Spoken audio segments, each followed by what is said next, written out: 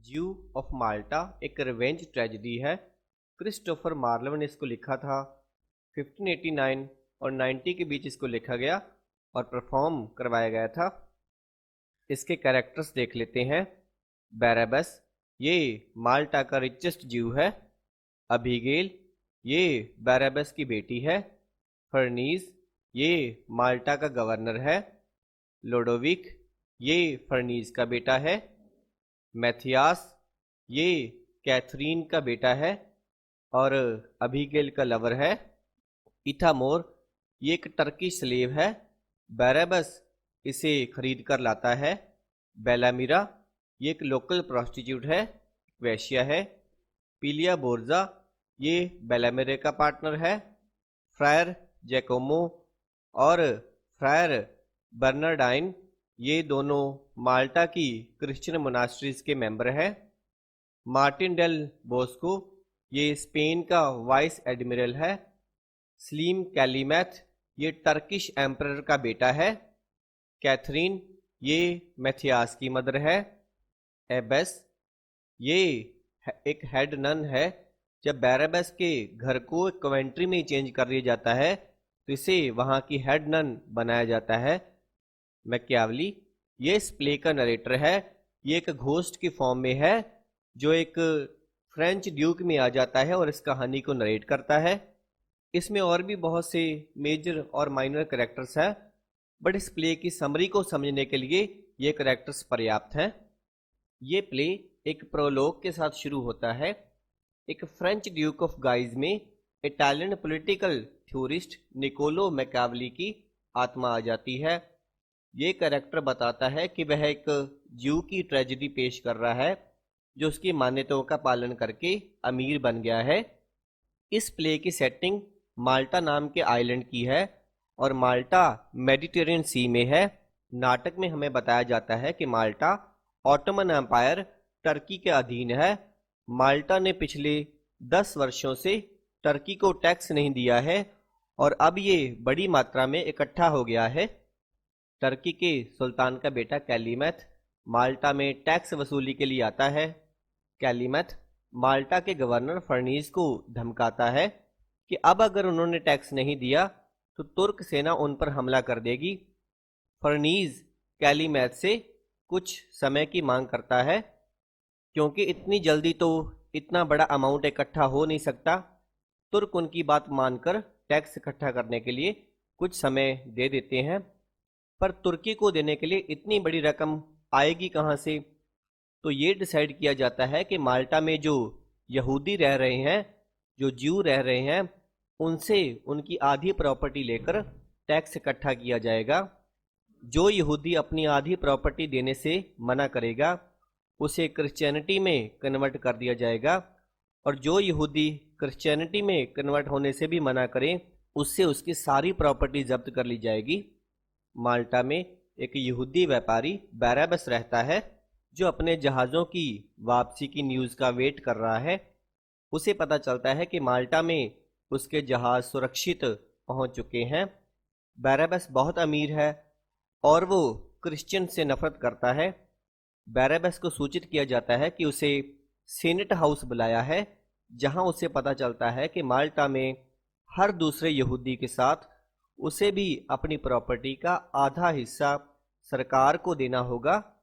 जब बैराबस इस अनुचित कानून का विरोध करता है तो उससे उसकी सारी प्रॉपर्टी छीन ली जाती है और उसके घर को एक कवेंट्री में बदल दिया जाता है। कवेंट्री वे जगह होती है जहां क्रिश्चियन नन्स रहती हैं। अब इससे बैराबस को बहुत गुस्सा आता है और वो बदला लेने की कसम खाता है, लेकिन पहले वो अपनी हवेली में छिपे कुछ खजाने को वापस पाने की कोशिश करता है। इसके लिए वो अपनी बेटी अबीगेल की हेल्प लेता है। अबीगेल एक क्रिश्चियन नन का भेष बनाकर उस कवेंट्री में रहने चली जाती है। इस हेड नन एबेस की परमिशन लेकर वो वहाँ रहने लगती है और मौका पाकर वो अपने पिता के पैसे को कवेंट्री की छत से फेंक देती है और बैराबस उसे उठा लेता है। इस तरह वो अपने पिता के पैसे को वहाँ से निकाल लेती है। इसी दौरान स्पेन का एक vice admiral Martin Del Bosco Malta में अपने शिप्स के साथ आता है। वो फर्नीस को ये ऑफर देता है, अगर वो उनके बाजारों में उसके लाए हुए गुलामों को बेचने की इजाज़त दे तो वो तुर्कों के खिलाफ उसकी हेल्प करेगा। फर्नीज उसकी बात मान जाता है और वो तुर्कों के साथ अपना गठबंधन तोड़ने के लिए तैयार हो जाता है। अभी बाजार में गुलामों को खरीदा और बेचा जा रहा है। बैराबस की मुलाकात इस लोडोविक से होती है। लोडोविक के साथ उसका फ्रेंड मैथियास भी है। लोडोविक माल्टा के गवर्नर फर्नीज का बेटा है और मैथियास इस कैथरीन का बेटा है। बैराबस को पता चलता है कि लोडोविक उसकी बेटी अबीगेल को पसंद करता है, तो बैराबस को लगता है कि लोडोविक का इस्तेमाल करके वो अपना बदला ले सकता है। इसलिए बैराबस लोडोविक को यह कहकर भरमाता है कि वह अबीगेल की शादी उसी से करेगा। दूसरी तरफ मैथियास को भी वो यही लालच देता है कि अबीगेल की शादी उसी से होगी। यहाँ बैराबस ईथामोर नामक एक टर्किश गुलाम को भी खरीदता है, जो बैराबस जैसे ही ईसाइयों से नफरत करता है। बैराबस अपनी बेटी अबीगेल को इस लोडोविक से शादी करने के लिए कहता है, पर अबीगेल मना कर देती है और कहती है कि वो लोडोविक से नहीं, इस मैथियास से प्यार करती है। बैराबस एक और चाल चलता है।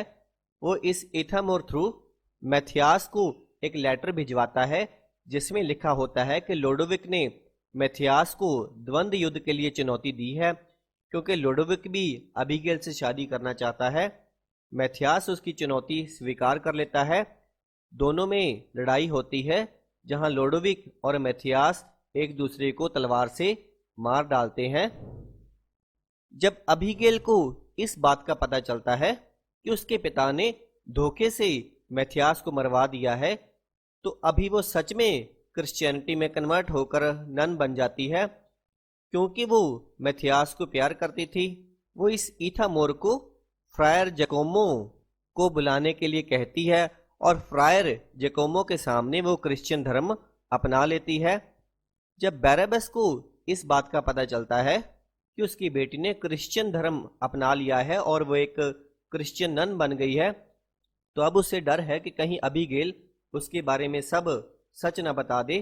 तो ये बैराबस क्या करता है कि ये ईथामोर के हाथों सभी नन्स के लिए जहर वाला दलिया भिजवाता है, जिसे सारी नन्स खा लेती हैं।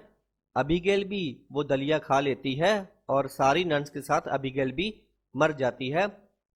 पर मरते मरते अबीगेल एक लेटर लिखकर इस फ्रायर बर्नार्डाइन को अपने पिता के बारे में सब कुछ बता देती है, जिसमें वो ये बताती है कि नन्स की मौत कैसे हुई और मैथियास और लोडोविक की मौत में उसके पिता की भूमिका के बारे में भी सब कुछ बता देती है।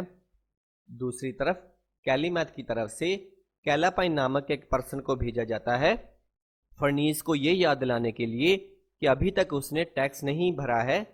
अगर वो टैक्स नहीं भरता तो तुर्क सेना का सामना करने के लिए तैयार रहे। अभी इधर फ्रायर बर्नार्डाइन अबीगेल का दिया लेटर जैकोमो के साथ भी शेयर करता है। दोनों फ्रायर बर्नार्डाइन और जैकोमो बैराबस से मिलते हैं। बैराबस को पता चलता है कि अबीगेल ने मरने से पहले इन दोनों को सब कुछ बता दिया था। तो बैराबस दुखी होने का नाटक करता है और कहता है कि वो अब क्रिश्चियन धर्म में आना चाहता है और जिस फ्रायर के सामने वो क्रिश्चियन धर्म अपनाएगा उसकी मोनास्ट्री को वो अपनी सारी प्रॉपर्टी दान कर देगा। अभी बर्नार्डाइन और जैकोमो इस बात पर लड़ने लगते हैं कि बैराबस उनकी मोनास्ट्री में क्रिश्चियन धर्म अपनाए ताजो उसकी जायदाद उनको मिल सके।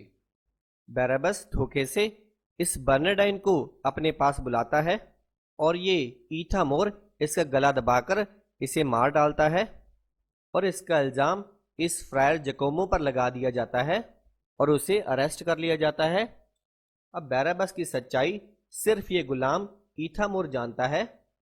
ये ईथामोर इस बेलामिरा के प्यार में पड़ जाता है। बेलामिरा एक वेश्या है। बेलामिरा का एक दलाल उसका पार्टनर ये पीलिया बुर्जा है। ये दोनों डिसाइड करते हैं कि ईथामोर की हेल्प से ये बैराबस को लूटेंगे, क्योंकि इनका काम कुछ ठीक नहीं चल रहा होता। ये दोनों ईथामोर को मना लेते हैं कि वे अपने मालिक बैरबस को ब्लैकमेल करे कि अगर वो पैसा नहीं देगा तो वो उसका सारा सच गवर्नर को बता देंगे। ईथामोर के विश्वासघात से बैरबस को बहुत गुस्सा आता है। बैरबस भेष बदलकर बेलामरा के पास जाता है और उन्हें कुछ पॉइजनस फ्लावर देता है। बेलामिरा, पिलियाबोर्जा और ईथामोर उन फ्लावर्स को छू लेते हैं जिनसे जहर उनके अंदर चला जाता है, पर अभी वो मरते नहीं हैं। मरने से पहले वो सारी सच्चाई गवर्नर फर्नीस को बता देते हैं। वो बताते हैं कि लोडोविक और मैथियास को बैरबस ने मारा, नन्स को जहर बैरबस ने दिया, फ्राय बर्नार्डिन को भी बैरबस ने मारा। इसके बाद फर्नीस इस ईथामोर, बेलामेरा, पिलियाबोर्जा और बैरबस को अरेस्ट कर लेता है। ईथामोर, बेलामीरा और पिलियाबोर्जा की तो मौत हो जाती है क्योंकि इन लोगों ने जहर खा लिया होता है, पर ये बैरबस भी कुछ नींद की गोली खाकर मरने का नाटक करता है। फर्नीज इन तीनों को दफनाने का आदेश देता है, पर बैरबस की बॉडी को माल्टा के बाहर फेंकने का आदेश देता है ताकि जो चील कौवे उसे खा जाएं। माल्टा से बाहर जाकर बैरबस जागता है और कैलीमैथ को खोजने के लिए वहां से भाग जाता है। बैरबस इस कैलीमैथ से मिलता है और बैरबस माल्टा को जीतने में कैलीमैथ की हेल्प करता है। माल्टा को जीतने के बाद बैरबस को माल्टा का गवर्नर बना दिया जाता है, पर पता नहीं इसके दिमाग में क्या चल रहा होता है।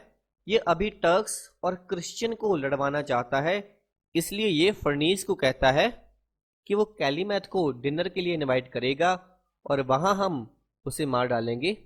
वो कारपेंटर को बुलवाकर एक ऐसा डिवाइस तैयार करवाता है, जब कैलीमैथ उसकी रस्सी काटेगा तो उसकी मौत हो जाएगी। पर फर्नीस जानता है कि बैरबस कितना चालाक है, इसलिए फर्नीस उस रस्सी को इस तरह काट देता है कि इस ट्रैप में बैरबस मारा जाता है। माल्टा का गवर्नर फर्नीस इस कैलीमैथ को होस्टेज बना लेता है और कहता है कि जब तक तुर्क सम्राट माल्टा को मुक्त नहीं करता और उनके हुए नुकसान की भरपाई नहीं करता, तुम हमारे बंदी रहोगे। फर्नीस वापस माल्टा का गवर्नर बन जाता है और माल्टा के लोगों से वादा करता है कि वो उनकी सुरक्षा करेगा।